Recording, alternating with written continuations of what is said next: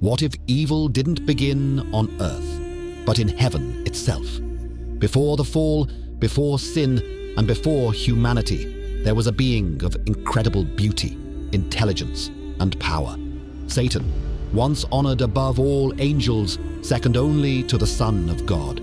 But something changed.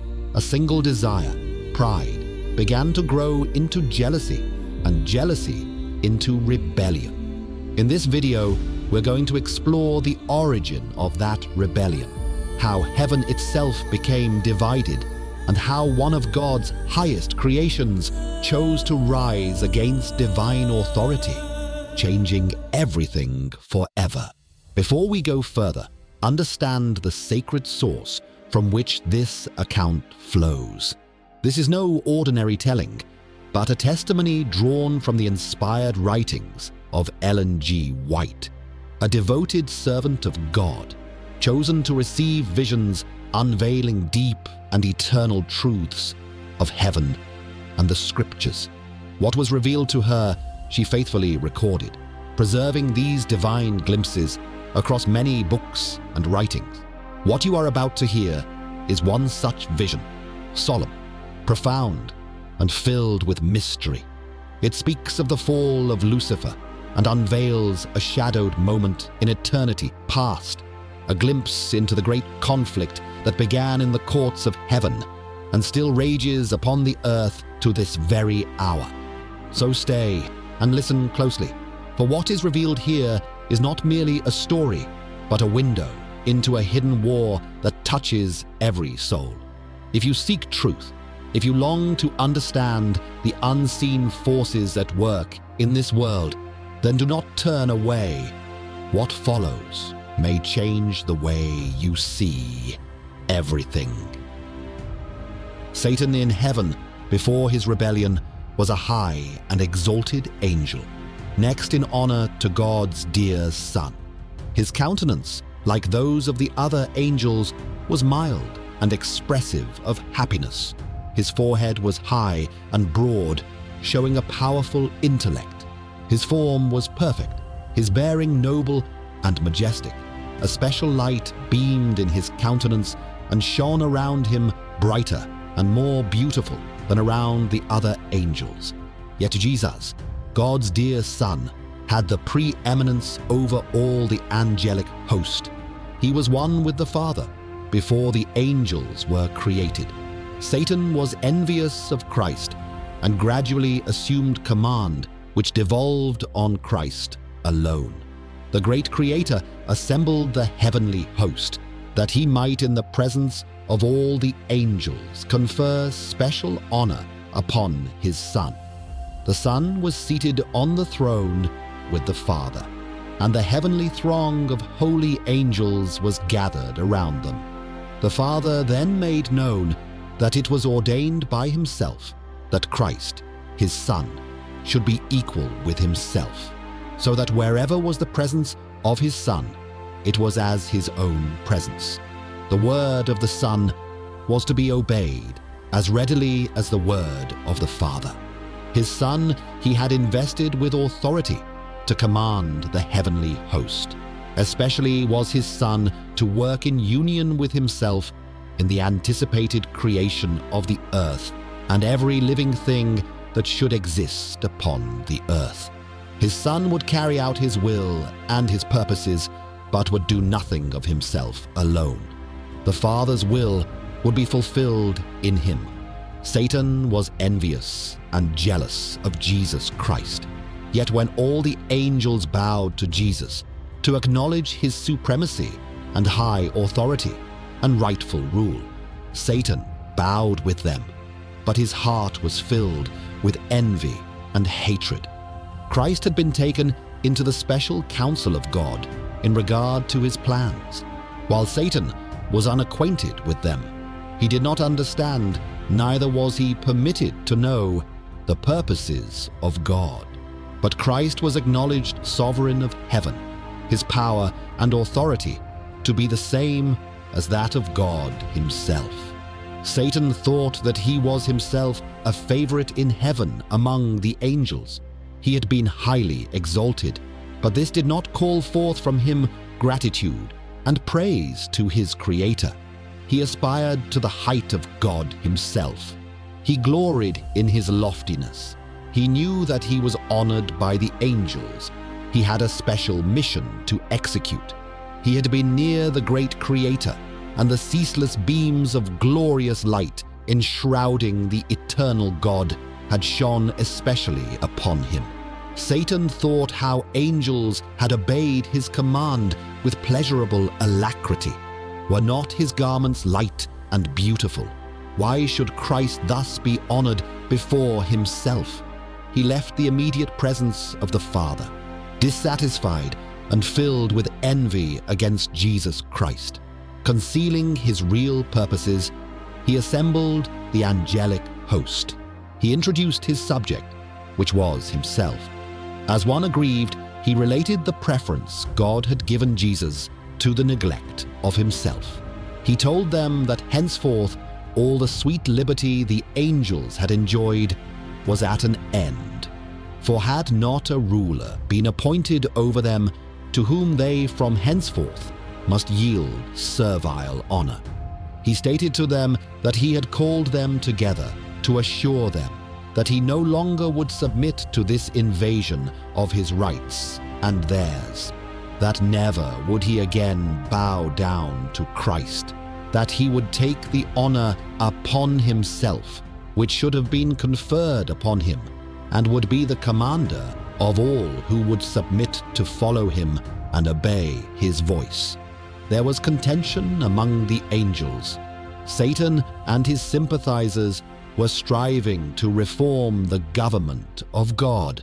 They were discontented and unhappy because they could not look into his unsearchable wisdom and ascertain his purposes in exalting his Son Jesus and endowing him with such unlimited power and command. They rebelled against the authority of the Son. Angels that were loyal and true sought to reconcile this mighty, rebellious angel to the will of his Creator. They justified the act of God in conferring honor upon Jesus Christ, and with forcible reasoning sought to convince Satan that no less honor was his now than before the Father had proclaimed the honor which he had conferred upon his Son. They clearly set forth that Jesus was the Son of God, existing with him before the angels were created, and that he had ever stood at the right hand of God, and his mild, loving authority had not heretofore been questioned, and that he had given no commands but what it was joy for the heavenly host to execute. They urged that Christ's receiving special honor from the Father in the presence of the angels did not detract from the honor that he had heretofore received. The angels wept. They anxiously sought to move Satan to renounce his wicked design and yield submission to their Creator, for all had heretofore been peace and harmony. And what could occasion this dissenting, rebellious voice? Satan refused to listen, and then he turned from the loyal and true angels, denouncing them as slaves. These angels, true to God, stood in amazement as they saw that Satan was successful in his effort to excite rebellion. He promised them a new and better government than they then had, in which all would be freedom. Great numbers signified their purpose to accept Satan as their leader and chief commander. As he saw his advances were met with success, he flattered himself that he should yet have all the angels on his side, and that he would be equal with God himself, and his voice of authority would be heard in commanding the entire host of heaven. Again, the loyal angels warned Satan and assured him what must be the consequence if he persisted, that he who could create the angels could by his power overturn all their authority, and in some signal manner punish their audacity and terrible rebellion. To think that an angel should resist the law of God, which was as sacred as himself. They warned the rebellious to close their ears to Satan's deceptive reasonings, and advised Satan and all who had been affected by him to go to God and confess their wrong, for even admitting a thought of questioning his authority. Many of Satan's sympathizers were inclined to heed the counsel of the loyal angels and repent of their dissatisfaction and be again received to the confidence of the Father and his dear Son. The mighty revolter then declared that he was acquainted with God's law, and if he should submit to servile obedience, his honor would be taken from him. No more would he be entrusted with his exalted mission. He told them that himself, and they also had now gone too far to go back, and he would brave the consequences, for to bow in servile worship to the Son of God, he never would. That God would not forgive, and now they must assert their liberty and gain by force the position and authority which was not willingly accorded to them. The loyal angels hasten speedily to the Son of God and acquaint him with what is taking place among the angels. They find the Father in conference with his beloved Son to determine the means by which, for the best good of the loyal angels, the assumed authority of Satan could be forever put down. The great God could at once have hurled this arch-deceiver from heaven, but this was not his purpose. He would give the rebellious an equal chance to measure strength and might with his own Son and his loyal angels. In this battle, every angel would choose his own side and be manifested to all. It would not have been safe to suffer any who united with Satan in his rebellion to continue to occupy heaven. They had learned the lesson of genuine rebellion against the unchangeable law of God, and this is incurable. If God had exercised his power to punish this chief rebel, disaffected angels would not have been manifested. Hence God took another course, for he would manifest distinctly to all the heavenly host his justice and his judgment. It was the highest crime to rebel against the government of God. All heaven seemed in commotion. The angels were marshaled in companies, each division with a higher commanding angel at their head. Satan was warring against the law of God because ambitious to exalt himself and unwilling to submit to the authority of God's Son, heaven's great commander. All the heavenly host was summoned to appear before the Father to have each case determined.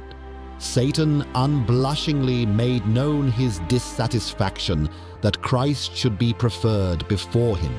He stood up proudly and urged that he should be equal with God and should be taken into conference with the Father and understand his purposes.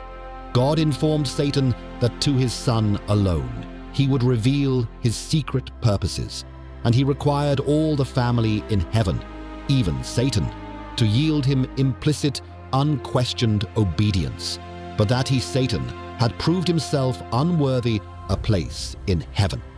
Then Satan exultingly pointed to his sympathizers, comprising nearly 1/2 of all the angels, and exclaimed, "These are with me.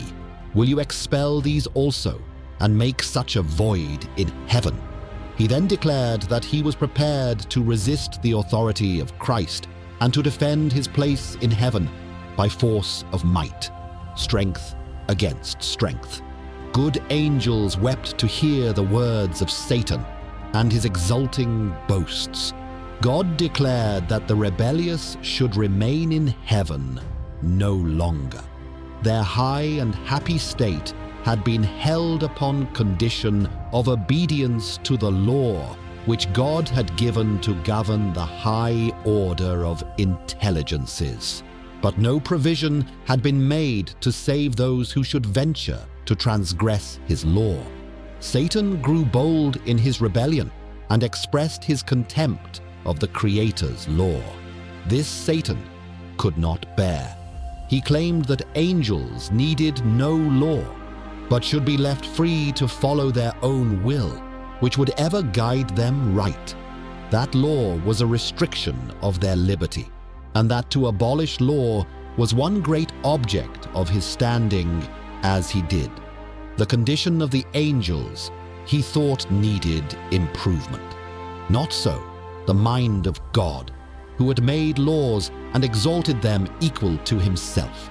The happiness of the angelic host consisted in their perfect obedience to law. Each had his special work assigned him, and until Satan rebelled, there had been perfect order and harmonious action in heaven. Then there was war in heaven. The Son of God, the Prince of heaven, and his loyal angels engaged in conflict with the arch-rebel and those who united with him. The Son of God and true, loyal angels prevailed, and Satan and his sympathizers were expelled from the heaven. All the heavenly host acknowledged and adored the God of justice. Not a taint of rebellion was left in heaven. All was again peaceful and harmonious as before. Angels in heaven mourned the fate of those who had been their companions in happiness and bliss. Their loss was felt in heaven. The Father consulted Jesus in regard to at once carrying out their purpose to make man to inhabit the earth. He would place man upon probation to test his loyalty before he could be rendered eternally secure. If he endured the test wherewith God saw fit to prove him, he should eventually be equal with the angels. He was to have the favor of God, and he was to converse with angels, and they with him. He did not see fit to place them beyond the power of disobedience. In the end, Satan did not rise. He fell, cast out from the very glory he once stood in, separated from the light he once reflected. But his rebellion did not end there. It only moved. The war that began in heaven did not stay in heaven. It came here to us. And the same choice given to the angels now stands before humanity. Pride or humility, rebellion or obedience, truth or deception. This is not just a story of the past. It is a warning, a reality, a battle still being fought, one that reaches into every heart. And the question remains, whose side will you choose?